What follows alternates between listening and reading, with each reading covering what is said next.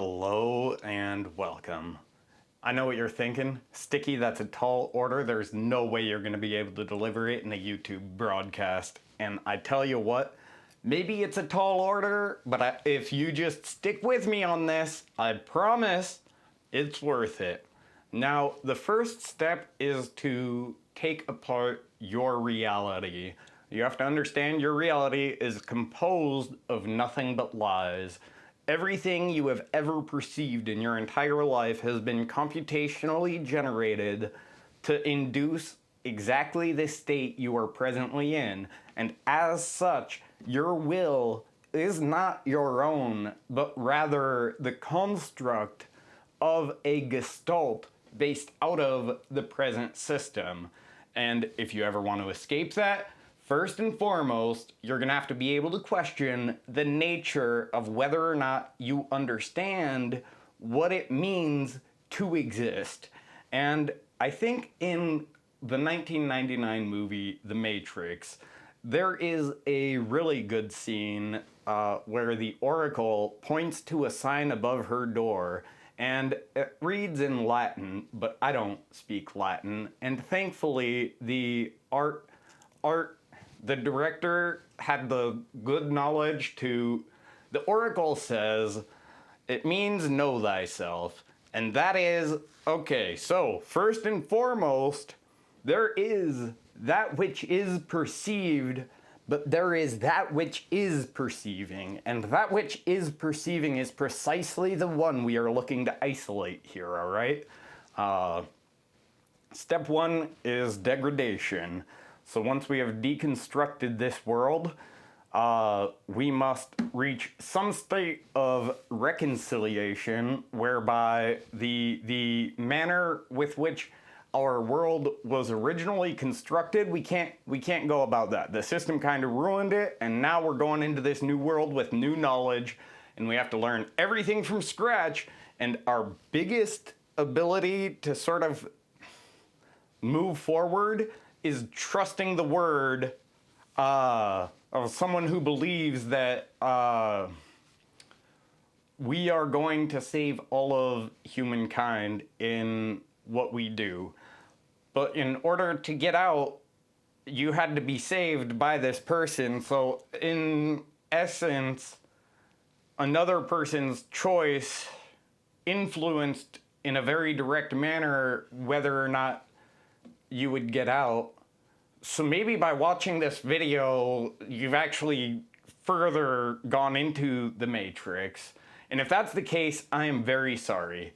But the goal is, when you wake up on the other side, that person may be an imposter, all right? They may be someone who, we see in the first sequence, oh, so the informant's knowledge is good. I forgot the quote, my bad.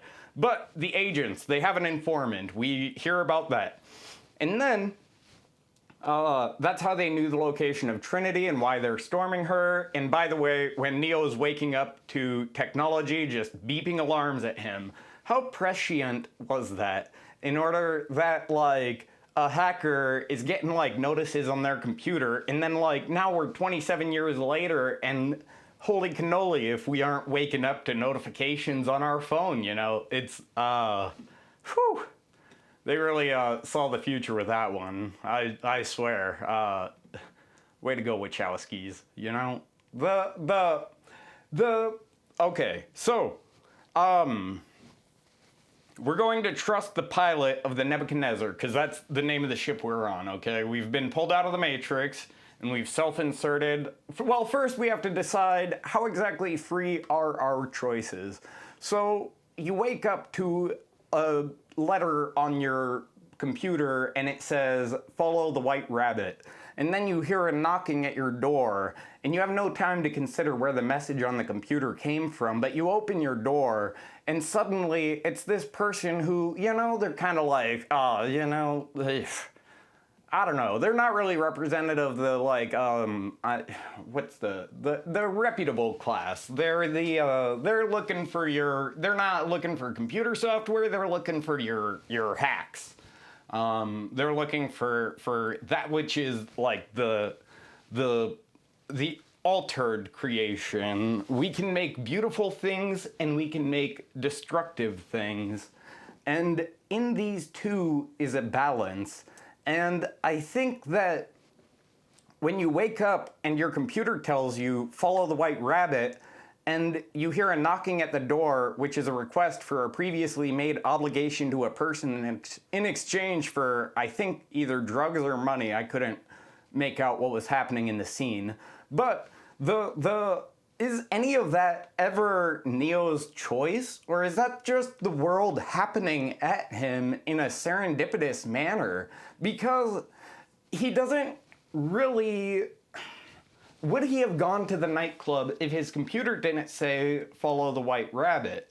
And at that, when he knocks over the vase in the Oracle's house, would he have done that even if she said not to worry about the vase?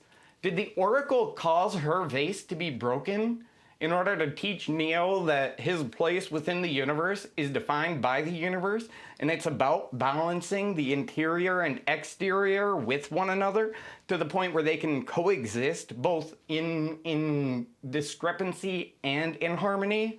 Because, you know, I'm starting to think that the people who made the Matrix, they might have known a little bit more about, like, some of these number sequences than my grades in math would lead me to indicate that I know. And as such, I think step 2 of getting out of the Matrix is,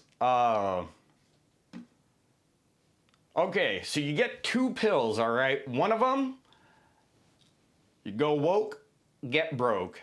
The other one, go woke, and your will is now the subservience of this captain. And by the way, there's also a betrayal plot taking place already because these factors have already been considered, and it's been hinted at throughout the entire movie, but I don't want to spoil it. It's only been 27 years. I hope you fucking noticed, you know? Fuck. Did you watch the movie before you watch this video? Like, what? We're talking about the Matrix here, right? We're not talking about that weird red pill. Well, okay, so what's weird is the red pill, you see how deep the rabbit hole goes, but you're supposed to follow the white rabbit according to the computer. And then on top of that, consider the fact that the blue pill, you wake up in bed. And Neo, at this point in the movie, has woken up in bed 3 times. The first time he wakes up, he's the hacker Neo, and he goes to the nightclub and parties because there's a white rabbit tattooed on the shoulder of a woman who's with the person who he's selling hacks to. And on top of that, he wakes up after meeting Trinity. You don't really see what happens after that point, and he's late for work. Holy cannoli, what a bad day. And his boss says to him, you can choose to be here on time, or you can choose to find another job. And I'll be darned if I haven't heard something very similar in my time in the workforce. And it's moments like that where it's like, is that legitimately a choice being offered by his supervisor to find another job? Because I feel as though if Neo were to go, oh yeah, I'll take my skills and start working somewhere else, his supervisor would probably be a little bit upset by that. As a matter of fact, if he's hacking for all this stuff, why does he have a normal job to begin with? I'm sorry, my hair is all goofing. But the point... Okay, so no choice at work. You gotta go to work, you know? Fucking capitalism always gets us. But then the delivery boy delivers an envelope of a ringing phone. Okay, well, gee whiz, you gotta answer the ringing phone, right? Where'd the delivery boy go? Holy cannoli, he's gone already? Oh, geez, and on the phone, you'll never guess, it's Morpheus? Holy shit. You know, you might as well do exactly what he says, so you follow through the cubicle maze, and he says you have a choice. You can either go out the window, or you can go out in custody. And holy fuck, if you aren't high up, you gotta go out in custody. Fuck this, you know? And then there's so we have the 2 lives. This is now the interrogation sequence where Agent Smith pulls in Mr. Anderson, and they have their, oh, God, Sorry, my least favorite scene in the movie is the nightmare sequence of Neo's mouth melting when he asks for a fucking phone call. He goes, "Oh, I want my." Oh God! And when he flips off the agent, this is kind of a pet peeve of mine. But like, do you extend the thumb when you flip someone off? Leave a comment down below letting me know, because I personally don't know the etiquette, and I've been driving for probably like 20 years at this point.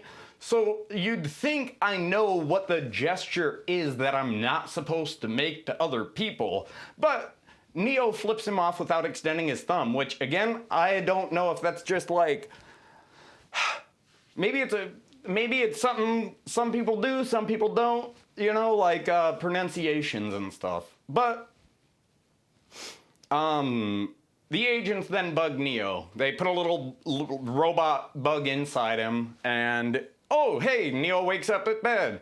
And by the way, the phone's ringing, and oh, hey, it's Morpheus again. And holy shit, he tells you to go to a bridge. And at what point do you even get a choice in any of this? You might as well go to the bridge and see what's going on, you know? And then you get picked up. It's that lady from the club, which you don't even remember when you separated from her, or when that sort of like took place even. It's just like fucking a big glob of empty space to waking up the next morning. Was she ever even awake, or was the system just like processing each day? And if so, is that something that he was consciously observing, or does the mind fill in the gaps? And that's kind of like resolved when he takes the pill and he's exposed to like the ability to extenuate beyond the machines. But at the same time, it always like left a weird spot in my mind where I'm like, when he met Trinity the first time, what was that about? Like, and again, Cypher's on the outside. Cypher can read the Matrix. He knows exactly what's going on, you know? I wonder who's the one with a lot of information on what's going on inside the Nebuchadnezzar, you know? But even when Cypher tells Neo, oh, hey, I can see the ones and zeros, like, no problem. I see the Matrix. Geez. He's got a soul patch, so that's why he talks like that. But like, oh God, by the way, fucking, it's like that one dude in Mortal Kombat with the red eye, Kano, I think. They just have like mannerisms that are just inherently off-putting to me. I just remember Kano eating like a turkey leg or something. And I, honestly, I love turkey. Can't eat turkey leg because of the Mortal Kombat 1 movie. But that's beside the point. We're talking about the Matrix. And to get out of the Matrix, you have to be certain that the person who you're subserviating your will to doesn't have an informant on the ship selling information about crew placements within the Matrix while you're like navigating the Matrix. You know, it kind of gives away your location of the ship. So, I mean, that puts everyone at risk of being zapped, fried out of their little tombs. But hey, you know, you just trust Morpheus because he's got to know what's up, you know? And I don't know if the meaning of the Matrix was that you're supposed to, like, overcome the limitations of what the machine presents, or if it's that you're supposed to look at what the machine presents and then understand that you are the one that carries the power to change that which is within the machine, because you are of the machine within the Matrix. So at that, the only escape for the Matrix is to exist within it. And yeah. With that being said, shout out to Tank and Dozer, the two natural borns. I believe Dozer got... Did Dozer get goofed, or did Tank get goofed? One of them got messed up by Cypher with that plasma gun. And I think it was Dozer. But Cypher, he sold out himself to the agent because he wanted to go back into the Matrix. And when we get to episode 2, well, we haven't even gotten to what, like, humanity on the outside is like, all right? So we're going to go ahead and say the world's been destroyed and you've been pulled out of the Matrix at this point because you've learned to exist peacefully within it. And that covers about the first 30 minutes of the Matrix. Maybe with the next episode, we'll get to talk about the architecture of the Matrix, the fall of mankind and the war against the machines, the place of the Merovingian and the exterminated programs within the Matrix, as well as the manner by which the one is capable of bending the will of the Matrix as they are. And it's a great trilogy, saga, series, whatever. I don't know. Honestly, because the Animatrix, I think that that's part of the canon as well in terms of like the interactions between humans and machines. There is a part of the machines that has a sort of sympathy for the humans, given that the humans are the creator of the machines. But if you imagine, like, when I was Dark Lord, if I had blotted the sun out from the sky, because I was, like, super pissed off and going through, like, an emo phase, then at that point, the machines, they then take people and they turn us into batteries. And so when you wake up, that's the world you get pulled into, and now you're eating the slop of the Nebuchadnezzar, and you're told, oh yeah, it's got all the nutrients you need. Meanwhile, the goddamn rat of the crew is giving you turpentine and then telling you that the other guy's the one that makes it, and that it's jet fuel or something, and it's like, what are you? Degreasing engines. It's like, that's what you use it for? Holy shit. That's like that Everclear stuff when you get like 190 proof and then you put the cherries in it. Oh, God. Anyway, good times. But, that being said, if you're going to make drinks, make sure you do so responsibly and don't, like, try to escape the Matrix while you're under the influence of any substances, because it could interact negatively within the pharmacokinetics of the red pill. They both come in liquidized capsules, but at the same time, your body is sort of like this flowing microcosm of the universe. You have all these elements made in all sorts of different stars composing and compiling you at this one point in time in this instance, and it's all been deigned by the stars of your genesis for the atoms that compose you, as well as the atoms of the air in the world we breathe. But it's as Morpheus says, you think that's air you're breathing?